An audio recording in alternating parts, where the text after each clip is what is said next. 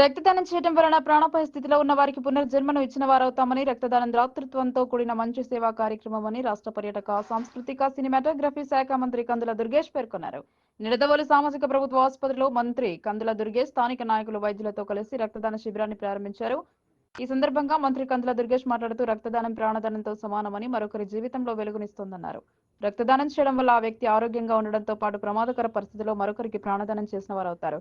ప్రజలకు మంచి చేయాలనే సంకల్పంతో రాజకీయాల్లోకి వచ్చిన డిప్యూటీ సీఎం, పంచాయతీరాజ్ శాఖ మంత్రి కొణిదెల పవన్ కళ్యాణ్ జన్మదినాన్ని పురస్కరించుకుని నియోజకవర్గంలోని పలు చోట్ల రక్తదాన కార్యక్రమాలు, దివ్యాంగులకు, పారిశుద్ధ్య కార్మికులకు నిత్యావసర సరుకుల పంపిణీ వంటి కార్యక్రమాలు నిర్వహించుకుంటున్నామన్నారు.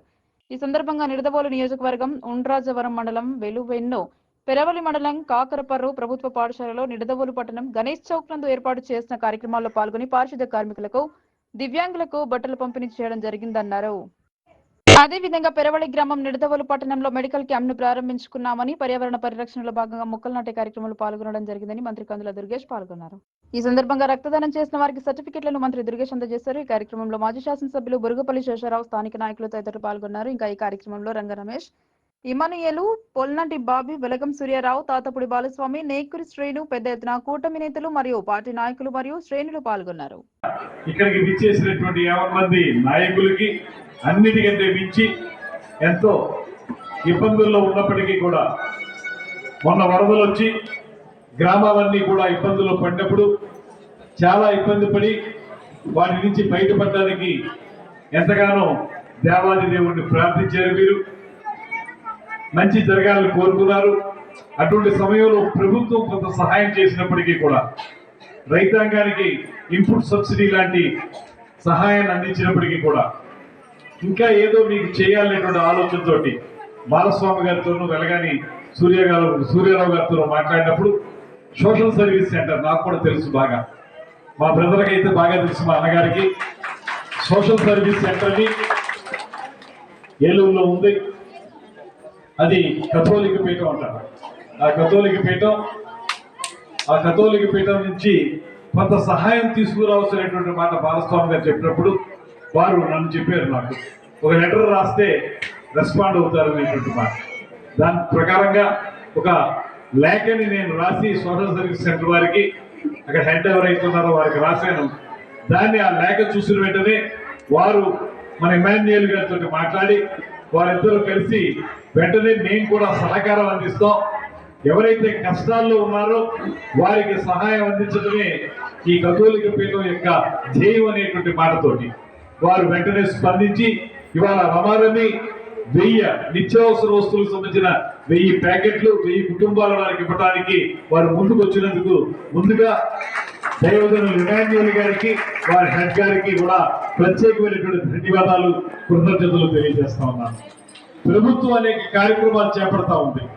ఇవాళ కొత్తగా వచ్చినటువంటి ఈ కూటమి ప్రభుత్వం, తెలుగుదేశం పార్టీ తరఫున ముఖ్యమంత్రి చంద్రబాబు నాయుడు గారు, జనసేన పార్టీ తరఫున శ్రీ పవన్ కళ్యాణ్ గారు ఇద్దరు కలిసి పేద ప్రజలను ఆదుకోవాలనేటువంటి అనేక కార్యక్రమాల్ని చేపడుతున్నటువంటి సందర్భంలో అన్ని ప్రభుత్వం చేయలేదు. చాలా అవసరాలు ఉంటాయి. అవసరాలన్నింటిలో ఎక్కువ శాతం ప్రభుత్వం చేయగలుగుతుంది తప్పితే, మంచి నాయకులు ఉంటే, ఆ మంచి నాయకులు ఉన్నారు కాబట్టి ఎక్కువ శాతం పనులు జరుగుతున్నాయి. కానీ ఇంకా చేయాల్సినటువంటి పనుల్ని, ఏదైతే ఇలాంటి వస్తువులు అందజేయాలో, సంక్షేమాన్ని అందజేయాలో, ఇలాంటి కార్యక్రమాలకి ముందుకు రావడానికి కొన్ని స్వచ్ఛంద సేవా సంస్థలు ముందుకు రావాల్సిన అవసరం ఉంది. నాకు తెలిసి చాలా దశాబ్దాలుగా ఇలాంటి స్వచ్ఛంద సేవా కార్యక్రమాలు అద్భుతంగా ఈ రాష్ట్రంలో నిర్వహిస్తున్నటువంటి సోషల్ సర్వీస్ సెంటర్ వారు వెంటనే ముందుకొచ్చి, ప్రభుత్వంతో పాటు మేము కూడా సహాయం అందిస్తాం, ఎవరైతే బాధల్లో ఉన్నారో వాళ్ళకి కొన్నాళ్ల పాటు నిత్యావసర వస్తువులు ఉపయోగపడే విధంగా, ఇక్కడ చూస్తే బియ్యం, చింతపండు, కందిపప్పు, నూనె అన్ని ఇక్కడ ఉన్నాయి, ఇవి మీకు కనీసం తక్కువలో తక్కువ 4 రోజులు ఉపయోగపడే విధంగా వారు ఏర్పాటు చేయాలనేటువంటి ఆలోచనతో వచ్చి ఇవాళ రాయమట్ల గ్రామం, అదేవిధంగా కంసాలపాలెం లేదా శంకరాపురం, ఈ 2 ఉన్నాయి. శంకరాపురం, అది ఇతరత్రైతే కంసాలిపాలెం, సింగవరం ఇవి కూడా ఉన్నాయి. మొత్తంగా ఈ ప్రాంతాల్లో నిడదవోలు నియోజకవర్గంలో ఎక్కడైతే మొన్న వచ్చినటువంటి ఎర్ర కాలువ నుంచి నీళ్లు వచ్చేసి మన ప్రాంతాలను ముంచెత్తేసిందో ఆ ముంచెత్తిన గ్రామాలు ఏవైతే ఉన్నాయో వాటికి సహాయం అందించాలని ముందుకొచ్చారు. ఇవాళ అందుకే మన అందరి తరఫున కూడా కథోలిక పీఠానికి, ముఖ్యంగా ఎమాన్యుయల్ గారికి, బాలస్వామి గారికి ప్రత్యేకమైనటువంటి ధన్యవాదాలు తెలియజేయాల్సిన అవసరం ఉంది. అదేవిధంగా రాబోయే రోజుల్లో మన అందరం కూడా ఈ డ్వాక్రా సంఘాల తరఫున కానీ లేకపోతే ప్రభుత్వం అందించేటువంటి వాళ్ళ పెన్షన్ పెంచినటువంటి కార్యక్రమం మీరు చూశారు. 3,000 4,000 పెంచడం. అదేవిధంగా రైతులకి ఇబ్బందుల్లో ఉన్న రైతులకి 1,600 కోట్ల రూపాయలు బకాయి వెళ్ళిపోయిన ప్రభుత్వం ఇవ్వాల్సి ఉంటే వాళ్ళు ఇవ్వకుండా పారిపోతే ఆ బాధ్యతలు కూడా మన ప్రభుత్వం తీసుకుంది. అవి కూడా ఇస్తున్నారు. ఇదే కందిపప్పు, ఇలాంటి కందిపప్పు అవి సరసమైన ధరలకు, బియ్యం కందిపప్పు సరసమైన ధరలకు ఇచ్చే కార్యక్రమాన్ని కూడా ప్రభుత్వం చేపడుతుంది.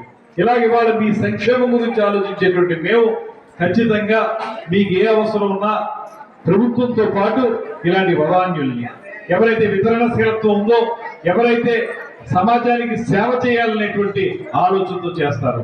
ఇక్కడ నాకు బాగా నచ్చే అంశం ఏంటంటే సాధారణంగా ఏ చర్చ అయినా సరే ఇవాళ చర్చి హాల్లోనే మనం కూర్చున్నాం. ఇక్కడ కింద పైన చర్చ అంటున్నారు. చర్చికి సంబంధించినటువంటి గొప్ప విషయం నేను అబ్జర్వ్ చేసింది, అక్కడ ఒక ఆధ్యాత్మిక కార్యక్రమం నడుస్తుంది. దేవాది దేవుడు లోకరక్షకుడైనటువంటి యేసు ప్రభువును పూజించడం ఒక పక్కన చేస్తూ, స్తుతించడం చేస్తూ, మరో పక్కన సమాజ సేవ చేస్తుంది చర్చి. అది చాలా గొప్ప విషయం. నాకు బాగా నచ్చినటువంటి అంశం కేవలం ఆధ్యాత్మిక కార్యక్రమమే కాదు. ఇందాక వారు చెప్పారు ఎమాన్యుయల్ గారు, మానవ సేవ మాధవ సేవ. అలాగా మనం ఒక పక్కన దేవాది దేవుడిని పూజించుకోవాలి, స్తుతించుకోవాలి, ఆరాధించుకోవాలి.